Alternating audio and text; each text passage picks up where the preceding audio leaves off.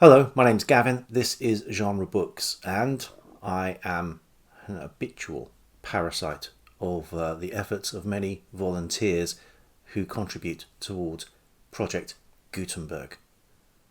This is a site where books are digitized, scanned, proofread, formatted, represented to the public, works in the public domain, copyright free,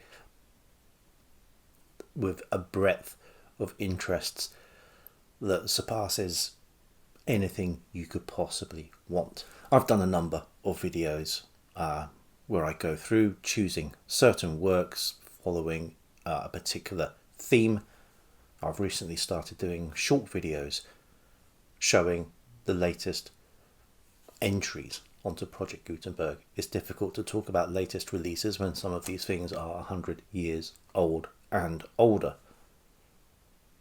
But Project Gutenberg isn't the only game in town. So today I want to go through 10 alternatives which I'm not sure replace Gutenberg, but certainly are great complements to that archive. And a couple of caveats here. These resources are free, but they don't spring up out of nowhere. If you have the wherewithal, consider a donation. And also, if on any of these you do find works from people who are still living, consider paying those authors for those works. And one more caveat: copyright and public domain laws are not the same globally. Most of the sites on this upcoming top 10 list are based on US copyright and public domain laws, but not exclusively. So please do remember the territory you're in when you are accessing some of these. And I'll start with something opposite because it's Canadian: the Faded Page.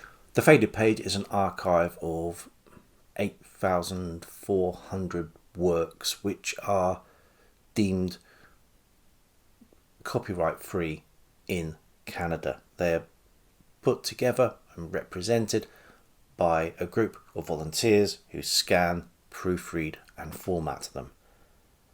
There's everything here from westerns and adventure books to poetry and history. Recent additions include Arundel from E.F. Benson and Forlorn River from Zane Grey. At number 9, and on the same lines as the Faded Page, is another website that leverages the differing public domain laws compared to the United States. And this is Project Gutenberg, but Project Gutenberg Australia. You can get Animal Farm by George Orwell, or the Anne of Green Gables book series from L.M. Montgomery. Although they stopped adding books to the site in late 2024, there's still a lot there. And there's also links to another site called Roy Glashan's Library, which has, amongst other works, a treasure trove of Sexton Blake, H. Bedford Jones, Max Brand, Peter Cheney, Talbot Mundy and S.S. Van Dyne. It's well worth a look if you're interested in those mysteries, westerns, adventures, and there's some science fiction and horror in there too. At number 8, Google. They're terrible people now, but remember the good old days. It promised no weather, no news feeds, no links to sponsors, no ads, no distractions, no portal litter, just a pure search engine. Times have changed since 1999 and I wish they would come back again. But Google Books seems to embody, in certain aspects, some of that almost altruistic vibe. There are 10 million books on Google Books and a lot of public domain works. This might well have been higher up in this listing, but I haven't put it higher because it's ironically got a really bad search interface. At number 7, I have WikiSource, 645,000 texts in English, plenty of books and stories from periodicals. These are downloadable as EPUB format, and there is, when you are using the website, helpful author information and lists other works from those authors which are not in the public domain and lets you know when they will be in the public domain. I think I might end up using this site a little bit more. One of the joys of compiling this list is not only do I go through the stuff that I do use, but I have found new avenues to explore the great treasure trove of accumulated human thought. At number 6, Open Culture.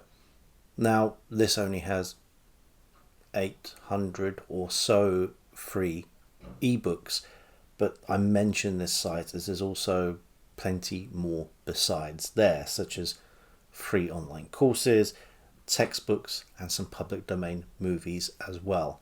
I'm not sure you'll find much on Open Culture in terms of books that you won't find on some of the larger sites, but it's a fairly intuitive and nice way to get hold of some of them. At number 5, there are, unsurprisingly, many more books at the ManyBooks.net. The usual classics are there and the public domain works are there, but there are also newer works for free here. As well as free, there are some that are very cheap, but we are talking all about the free stuff today. It's a nice website, it's easily searchable, and at 50,000 titles, not to be sniffed at. And at number 4, continuing the newer books theme, have a look at Reddit with their free ebooks community. It's good for getting limited time freebie offers, and it's easy to take a punt on a new or aspiring writer or an offer from a more established author. But as I said before, use that. Don't abuse it. These people are giving their works for free in the hope that you're actually going to pay writers who, believe it or not, do need to live. For something more along the academic lines, there is JSTOR, part of a non-profit organisation called Ithaca. JSTOR is short for journal storage. And since 1995, it has been building a centralised digital archive of scholarly journals. So, nothing here in terms of free books, but a lot of accessible secondary information and academic papers. It also hosts other digital archives from libraries of underground publications through to individual collections. There are scans of the covers of Africa Bambaata's entire vinyl collection. So it runs the gamut of things that a university may be interested in and representing it to the public. For this site, you'll have to register, and if you're part of an affiliated university, you have absolute full access, so fill your boots. If, like me, you're not part of an affiliated university, there is a generous limit of 100 articles you can access per month. At number 2, the Hathi Trust is another mass digitization project, and it's open to members of participating universities, but there are some ways you can gain access to this archive. The Trust claims to be the largest set of digitized books managed by academic and research libraries, so you're not going to find your latest releases here, but there is a wealth of information for much else. At number 1 is the Internet Archive, which is a site I use quite often. It's not perfect. Sometimes they do rub up against the authorities in the wrong way too. But they have a legal position, and that might be where a number of their donations are going at the moment. But they are making information available. There are not just books here. There are magazines. There are films. There is some music from old 78s, stuff not commercially available anymore, stuff that is in the public domain. They also have a number of items you can borrow, so you can't download but you can access on the computer. It is an absolute goldmine of pulp magazines. I possibly could use this site and never have to go outside this site ever again for my reading tastes. The Internet Archive has old computer games. It has old websites. It really is an archive for an awful lot more than just literature. In terms of literature, some very obscure pieces can be found here. Occasionally you'll see something from someone who is still alive, so as I said before, consider buying those items. But there is an awful lot of stuff that really helps me when I'm going through genre fiction, when I am pulling together lists for book events, because I am at heart a skinflint. This list is absolutely not exhaustive.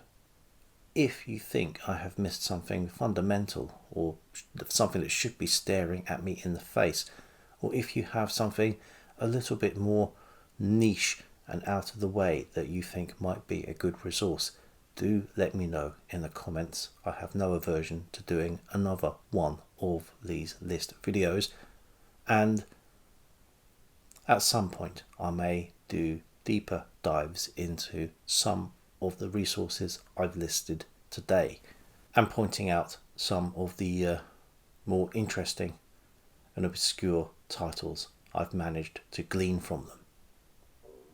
But until then, bye.